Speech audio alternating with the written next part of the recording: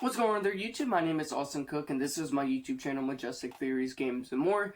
I hope you guys enjoyed the last two videos that I had put out for you guys. Today we have something completely different, and today we are talking about nothing but Xbox. Though we're not completely talking about Xbox Series S, this is just my personal Xbox that I have. I did kind of want to show it off because I feel like I've shown off my PlayStation 5 more than my Xbox, and I do want to say I really like my Xbox Series S. This is a cool, sleek design. I love how portable it is. And I am going to set that right here. I would not be holding my PlayStation 5 in my hands. That's what I like about this Xbox. Okay, so leading into this generation of Xbox, they've given us a nice controller. This is the Xbox Series S controller. As you can see, they've went from a completely new look. And I actually never owned a Xbox One controller. When I had my Xbox One, I actually ended up getting a Series S controller because I figured out that they could work on those consoles, which is really cool. And before then, I got my Xbox One, I think it was a year after it had launched, and it was on Facebook Marketplace for like $300. Later figured out that I got cheated on it. It's okay, it's cool, but it had a wired controller that came with it, which I thought was cool. You know, I was always gaming at a desk. I didn't really care about being so far back and the cord not reaching. It still had the audio jack in it. It still felt pretty cool. It was a nice controller. I think it was something within the clear candy controller, something like that. But today we are talking about nothing but Xbox. And sorry, I know I got a lot of things on my desk, so it's kind of hard to like showcase my Xbox, but here it is in its final glory. I did kind of want to talk about something. The title of this video is there really any point in buying an Xbox ever again? Like, what is the point of buying an Xbox? And the reason why I'm asking this is because we see that there was a Xbox, or this is an Xbox campaign, that was a thing. And I know that they say that they've kind of gotten rid of this as the Xbox campaign, but that it could not be more further from the truth. Now, we know that they are not talking about this is the Xbox campaign. Leakers are not leaking anything. It's not on the media. Asher Sharma has said that she's shut down everything, but like I said, that cannot be more further from the truth. We're seeing that even though they're not talking about it, the whole general purpose of this is an Xbox campaign was to get Xbox games on every single screen, whether you were on PC, whether you were on Steam Deck, whether you were on, hell, fucking PlayStation, or TVs, like new smart TVs were going to have Xbox mode. That is stupid, I think, for a TV. Like, let's just say that you bought a $200 smart TV and then it comes with Xbox. Yes, that sounds pretty cool, but in the end, that's pretty stupid. And I don't think anybody would have bought into that. Not only would they still have to go out there and buy a controller, which are still expensive as hell, it's just why I want a TV, bro. Like, I don't... It is stupid, right? So, we see that that's still going on, but she said that she shut it down. Well, if that's the case, then why the hell is there multiple different tiers of Game Pass, and there's a new Game Pass? I don't even know how to pronounce the name. Let me put it up on the screen right here. I do not know how to pronounce that, but that is the new Xbox Game Pass. It's supposed to be an extremely cheap version of Game Pass. Lord knows how many games you're going to get. Probably like 25 indie games. No such thing as original Xbox games on it. And free online multiplayer, I think you're still going to have to pay an additional $2 a month for it. Now, I could be wrong, but I still believe that if you still want online multiplayer, you're going to have to pay $2 a month. With the original title of this video, what's the point of buying an Xbox if you can just play your Xbox games on PC, you could play your Xbox? There is no point. There's literally no point in spending a couple $100s on a piece of hardware when its games are not even native to the system. Yeah, sure, it can run them better, but I know damn well, and all my PC people that watch my videos, please comment down below and back me up. I know damn well this thing, or its bigger brother, the Xbox Series X, is nothing compared to an actual built PC.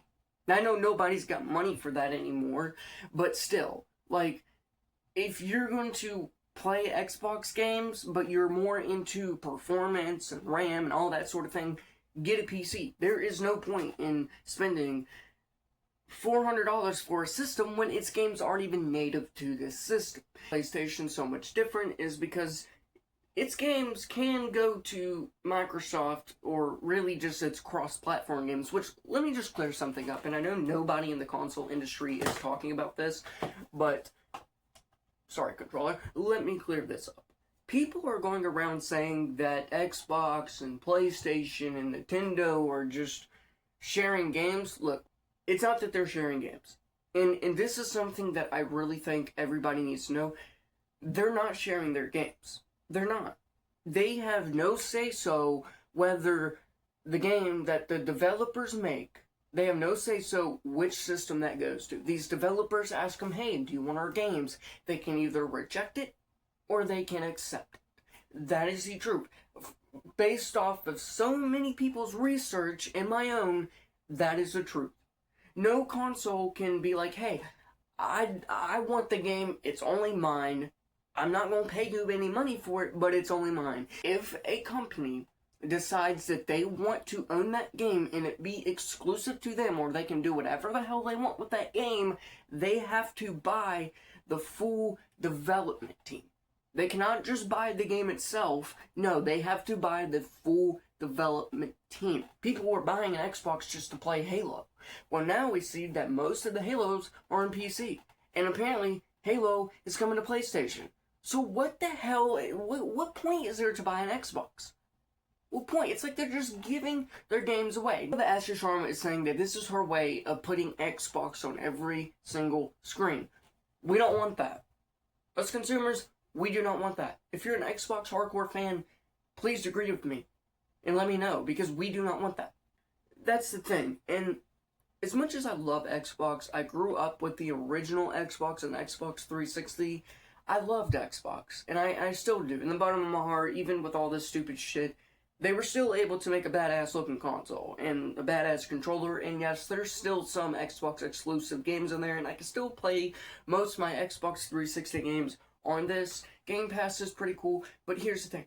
That's just only what it has to offer, plus performance and things like that. But listen, guys, I don't understand, and I keep researching and I keep staying studied up and watching so many videos, and I still cannot answer the question, besides of the console looks nice, Game Pass, performance, and just overall flexing, what point is there to buy an Xbox Series S or X?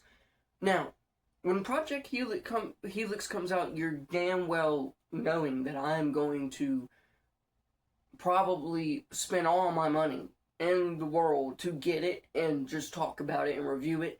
And I will say, it's either Ashley Sharma right now, she is making some comebacks. She is kind of rebuilding the grounds of Xbox in a sense. She's doing really well with what she's doing. She's just got to figure out what the fans want, because at the end of the day, yeah, sure, you're making money with what you're doing. And that's because you're forcing people to buy into something that they don't really care about, but they have no decision. Eventually, those fans are going to see that, hey, PlayStation, that new Wolverine game is badass. Or Grand Theft Auto 6, that runs 10 times better on the PlayStation 5.